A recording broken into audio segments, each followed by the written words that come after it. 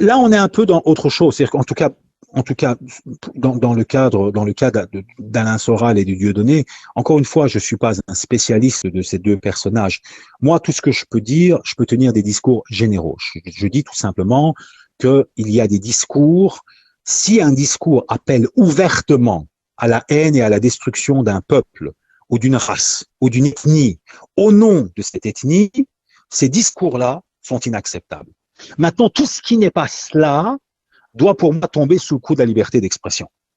Tu vois? C'est-à-dire que ici, il y a un phénomène de jugement à avoir et essayer de ne pas élargir cela. C'est-à-dire que je connais pas assez, si tu veux, les deux personnages que tu cites parce que je les ai pas ni lus convenablement. Si j'avais lu Alain Soral à l'époque où il était connu, où il écrivait des ouvrages qui d'ailleurs étaient très intéressants. Hein, tu sais, quand il écrivait La sociologie du dragueur, il me semble, et des livres qu'il a écrits dans sa jeunesse.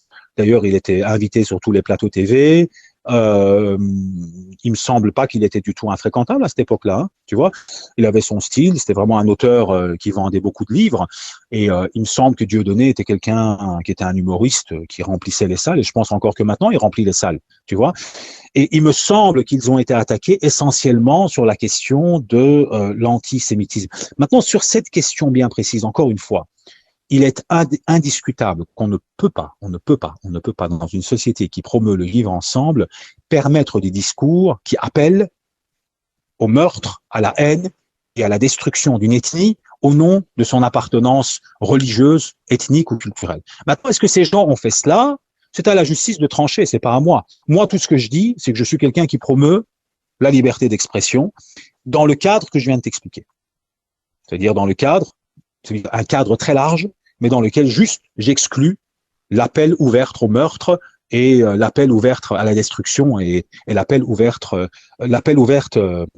au meurtre. Alors à partir de là, c'est aux différents comment dirais-je, c'est aux législateurs de comprendre cela, et c'est aux populations de comprendre cela. Je pense qu'en France, malheureusement, c'est quelque chose de typiquement franco-français, on a tendance à judiciariser tout. C'est-à-dire qu'en fait, si tu veux, dès qu'on veut faire taire quelqu'un, on crée une loi, en fait, tu vois. Et ça pose problème. Parce que plus tu judiciarises, il faut bien comprendre que ça se fait au détriment de quelque chose, Mehin. Quand tu crées une loi, pourquoi tu la crées? Mais parce que les gens n'arrivent pas à gérer eux-mêmes. Quand, par exemple, on parle de liberté d'expression, il y a aussi le bon sens. Tu vois? Et donc, qu'est-ce qui se passe? Ce vivre ensemble peut continuer. Et puis, si toi, tu crées une loi, c'est qu'il y a un problème. Tu comprends? Alors, c'est pour ça que je suis en train de dire qu'en France, malheureusement, il y a une tendance qui est très culturelle à vouloir créer des lois en permanence. Tu vois? Et c'est hyper... mais ça résout pas les problèmes parce que l'origine du problème n'était pas là. Tu vois ce que je veux dire? Et qu'est-ce qui se passe? À la longue, les gens vont commencer à être de plus en plus dans une posture d'opposition par rapport à un système qui crée des lois, tout simplement parce que ils se rebellent. Et cela, tu ne vas pas le régler à coup de loi. Et c'est ça que cette culture ne veut pas comprendre. Et c'est la raison d'ailleurs pour laquelle son histoire est tellement sanglante. Tous les changements qu'il y a eu en France, malheureusement, se sont faits à coup de révolution. C'est parce que tout simplement, il y a une culture qui est tout le temps dans le rapport de force et qui ne comprend pas qu'à un moment donné, tout ne se règle pas par le rapport de force et par des lois. Tu vois, il y a un minimum de bon sens.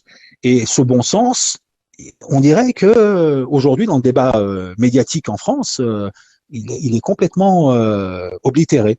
Et c'est très, très, très, très dommageable parce que de moins en moins de gens intéressants et intelligents interviennent sur les plateaux télé en France aujourd'hui et sont obligés je dirais, de tenir des discours et de tenir leurs propos sur des médias alternatifs. Et ça pose un énorme problème pour moi. Parce que la France a quand même une culture intellectuelle très ancienne. Elle avait beaucoup de choses à proposer. Et tout ça est en train de s'effriter à cause justement de cette ambiance dont on est en train de parler. Alors, je ne suis pas en train de dire ici que Dieudonné et Soral font partie de cette catégorie, pas du tout. Je ne peux pas me prononcer sur les deux personnes ici d'une manière particulière. Je dis tout simplement que cette tendance à tout judiciariser ne règle pas les choses.